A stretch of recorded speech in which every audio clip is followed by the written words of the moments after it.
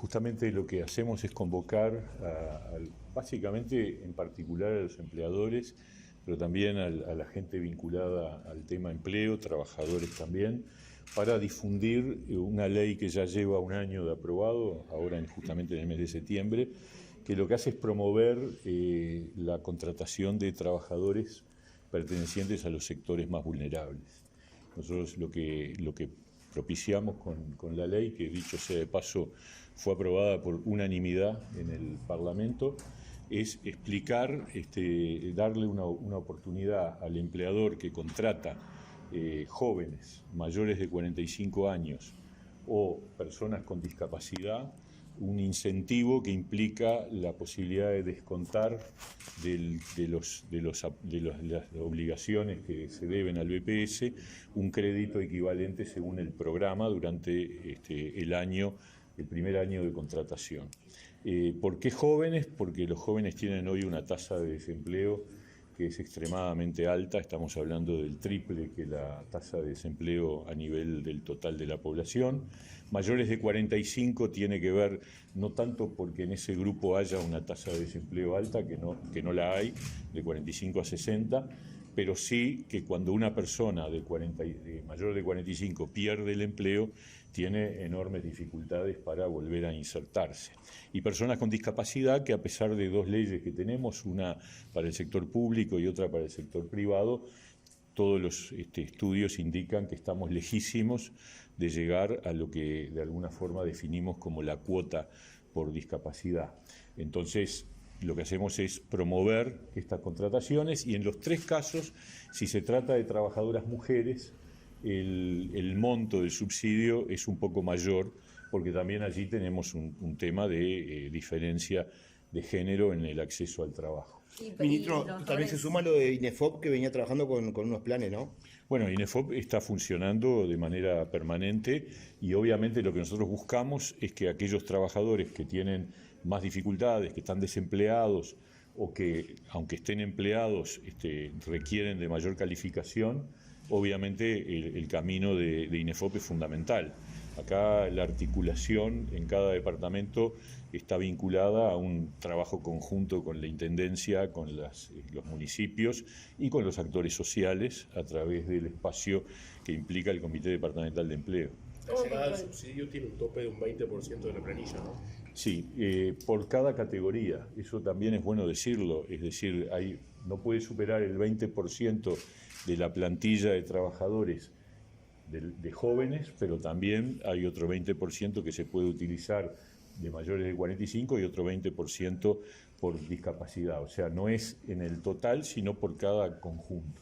Y depende de la cantidad de trabajadores que tengan. Es bueno decir que para las microempresas ese porcentaje se hace mayor por el hecho de que aunque tengan menos de 5, pueden tener un trabajador incentivado por cada uno de las categorías. ¿Cómo encontró la situación acá en La Valleja? Bueno, estábamos hablando con el intendente, evidentemente el tema laboral es un tema que importa mucho al gobierno departamental y al Ministerio de Trabajo y estábamos analizando, justamente es parte de lo que vamos a conversar ahora, que en los últimos 2-3 meses hubo un incremento de la tasa de desempleo. Quizás esté vinculado a la salida de los trabajadores de oportunidad laboral, de jornales solidarios. También puede ser que tenga que ver con el tema del turismo y que haya trabajadores vinculados de pronto a empresas de acá o del departamento de Maldonado que hayan tenido dificultades de inserción laboral por las dificultades que tiene el turismo.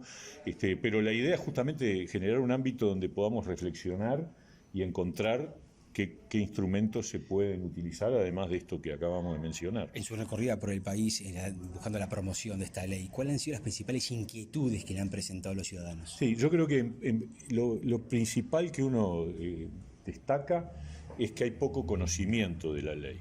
La ley tiene un año, eso de alguna manera indica que... Yo le iba a preguntar eso, ¿ha costado la difusión? ¿Ha costado que la gente se entere, que los empresarios, sí, claramente. las empresas? Por eso estamos haciendo estas jornadas, porque encontramos que hay poco conocimiento y que cuando se conoce se empieza a valorar y eso ayuda a que se utilice, y lo que el gobierno quiere es que este instrumento que está al servicio de generar mayor equidad en el acceso al trabajo efectivamente se use. El otro tema tiene que ver con el miedo a la burocracia.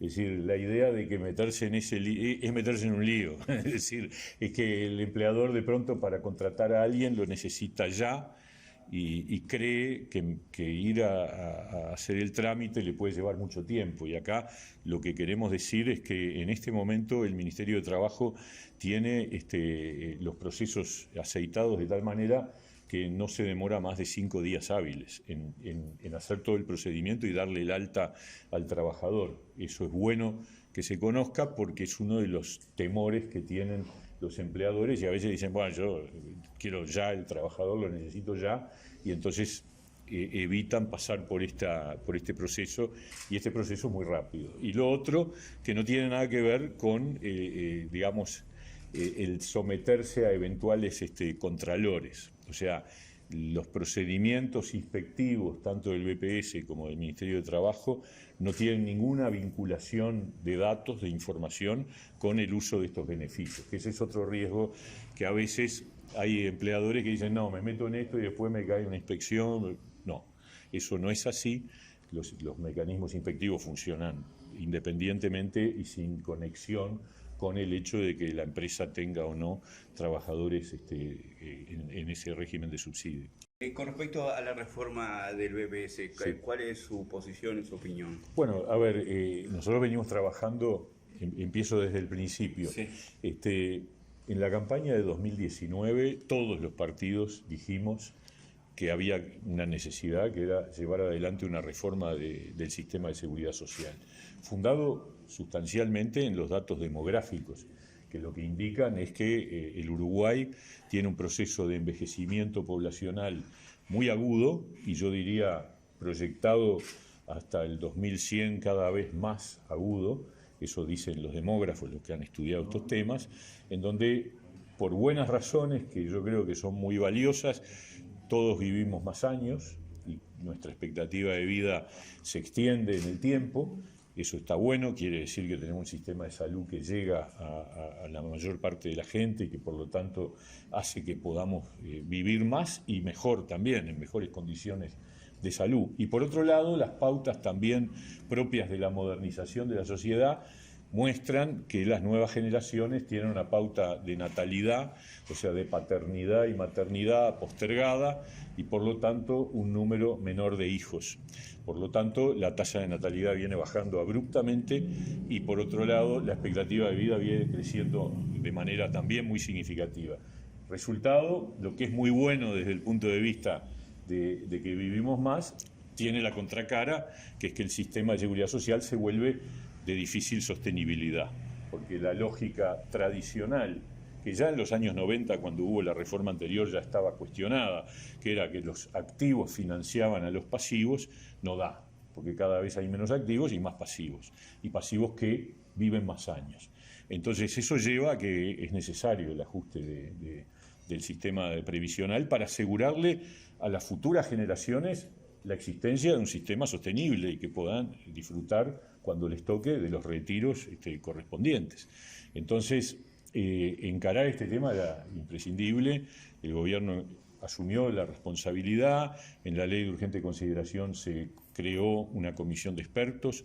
Esa comisión de expertos trabajó durante 1 año y pico con participación de representantes de todos los partidos y de los actores sociales. Había de todos los partidos con representación parlamentaria, más representantes de los jubilados, de los trabajadores y de los empresarios.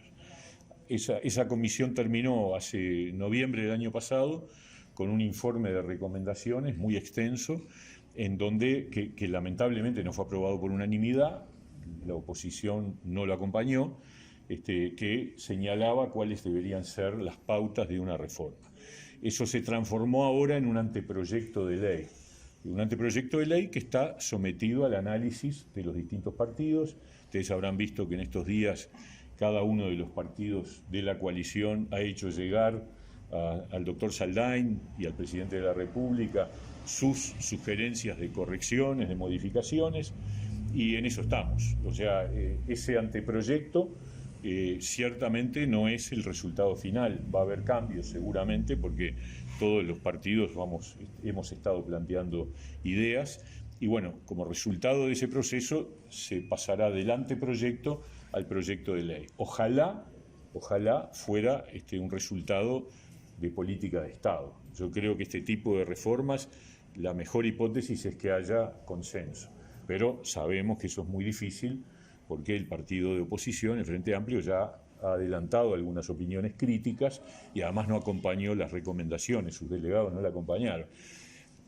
En fin, yo creo también que entregó una serie Cabildo presentó y nosotros también, el Partido Independiente también, el Partido Colorado también, y todo eso está arriba de la mesa. ¿Hay posibilidades, además de la reforma de la seguridad social, que se reformen otras cajas paraestatales, la militar, la de profesionales, que también tiene tremendo déficit? Sí, a ver, el anteproyecto de ley, y esto es importante porque muchos han dicho en la crítica que querían ver si se tocaba la caja militar, se tocan todas las cajas. Es más, se va a un régimen de convergencia para un sistema único de aquí a 20 años. O sea, el objetivo es que, algo que dijo Saldain, que a mí me parece que es muy gráfico, con el sistema actual, cada peso que un uruguayo pone para su jubilación vale distinto según en qué caja lo pone. Y eso es injusto y está mal. Lo que tenemos que ir es a un régimen en donde cualquier aporte que cada uno hace, sea en la caja que sea, tenga el resultado similar a la hora y también las mismas reglas de juego. Por eso la idea del anteproyecto de ley es ir a una convergencia, no inmediata, porque tú no podés transformar de un día para el otro los sistemas de seguridad social, pero ir a una idea de que tanto la edad de retiro como las tasas de reemplazo, como el cálculo de esas tasas de reemplazo, sea similar para todos. Obviamente con algunas diferencias que pueden tener que ver con el tipo de actividad que obviamente tienen diferencias en la vida cotidiana. Pero eso ya tiene su lógica, que está vinculado al sistema de bonificaciones. Y quiero decir, porque se ha hablado poco de esto, es que este anteproyecto de reforma tiene una novedad muy importante para las personas que se van a jubilar incluso próximamente, que es la posibilidad de compatibilizar la jubilación con la continuidad laboral. Hoy en día, salvo que uno haya aportado a dos cajas distintas, cuando se jubila se tiene que jubilar por todo. Si tiene dos trabajos y aporta al BPS, Industria y Comercio, el día que se jubila no puede seguir trabajando en ninguno de los dos trabajos. O la otra fórmula que también está prevista en el anteproyecto es que una persona pueda tener una jubilación parcial. Es decir, que en vez de jubilarse por todo, puede jubilarse por la mitad del horario y seguir trabajando por la otra mitad, que es una cosa que está en línea con lo que ocurre en los procesos reales, físicos e intelectuales de las personas. Las personas no se vuelven incapaces de trabajar totalmente de un día para el otro, que eso es lo que se refleja cuando tú te jubilás y no trabajas más, o trabajas en negro, que no está bueno tampoco. Entonces, el nuevo régimen tiene esta fórmula, la fórmula de la jubilación parcial y la fórmula de que tú podés jubilarte por un trabajo y seguir trabajando por el otro. ¿Y en qué situación estamos con el trabajo? ¿Ha crecido la demanda de trabajo? Sí, el empleo tiene un proceso de recuperación claro con respecto a la pandemia, sin duda, y también incluso con respecto a números previos a la pandemia, el año 19.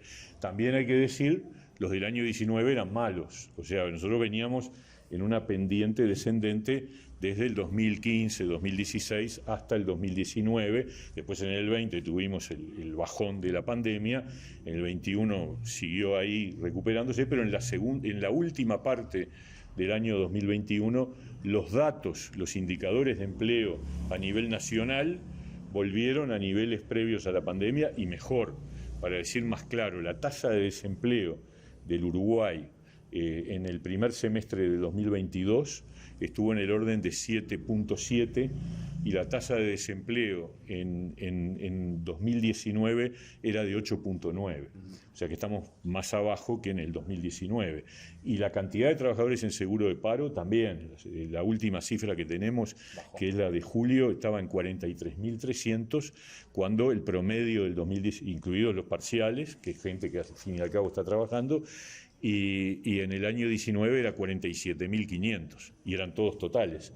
Entonces, tenemos datos que son alentadores.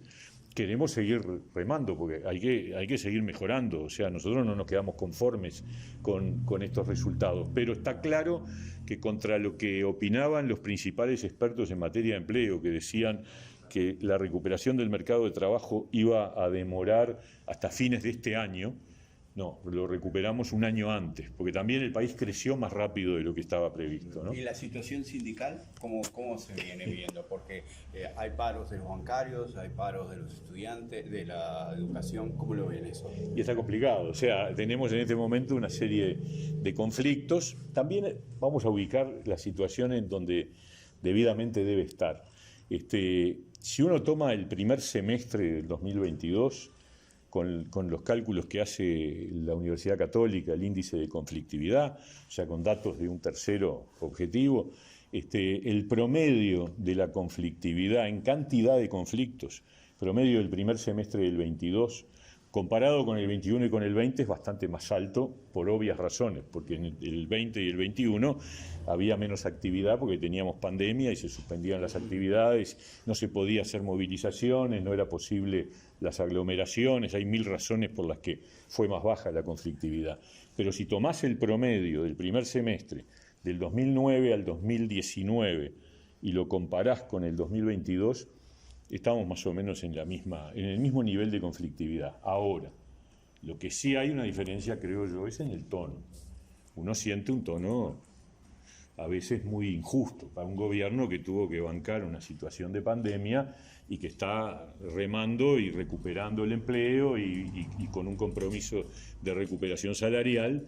Entonces ahí es cuando uno siente que de repente escalan muy rápido los conflictos. ¿Pero se recuperan Fíjense, los salarios? le voy a dar un ejemplo. Nosotros tuvimos meses buscando una solución en el sector lácteo. La acordamos hace menos de un mes, más o menos. Y hoy ya hay un paro del sector lácteo porque hubo un despido en una empresa de transporte del sector lácteo. Y paró todo el sector, un día, 24 horas. Tenemos un paro en la zona suburbana, allá en Montevideo, de COPSA, que arrancó de 0 a 100. Es decir, porque una medida como es un paro por tiempo indeterminado es una medida máxima. Y la tomaron de un día para el otro, sin medidas intermedias. Entonces, esas son las cosas que uno dice, está bravo, ¿no? Porque tenían problemas, venían arrastrando demoras en los pagos, hay adeudos en los pagos de las obligaciones laborales por parte de la empresa, pero yo creo que en general uno tiene todo un proceso de reivindicación, de medidas progresivas, y acá estamos afectando a miles y miles de personas que tienen que ir a trabajar y que usan servicios de COPSA para ir a trabajar.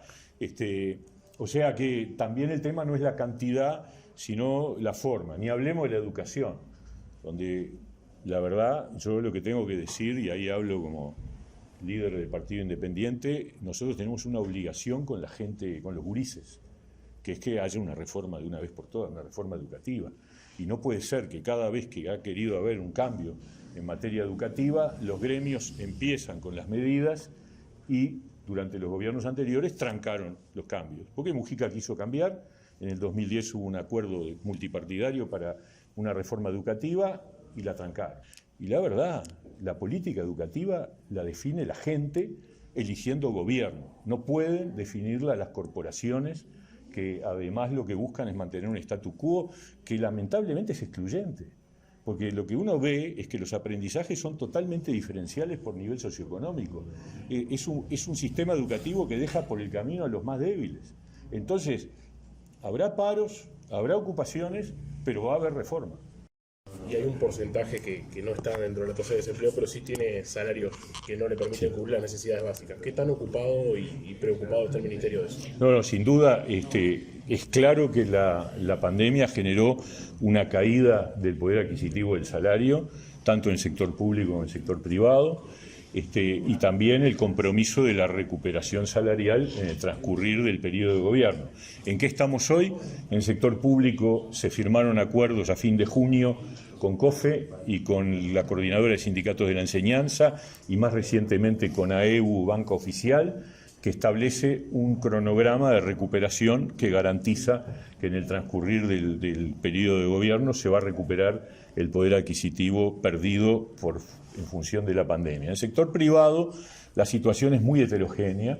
Nosotros hicimos un estudio mesa por mesa de los consejos de salarios y el dato que tenemos hoy es que el 27% de los trabajadores privados que pactan su salario por los consejos de salarios no ha perdido poder adquisitivo. Son sectores muy vinculados también a los sectores más dinámicos.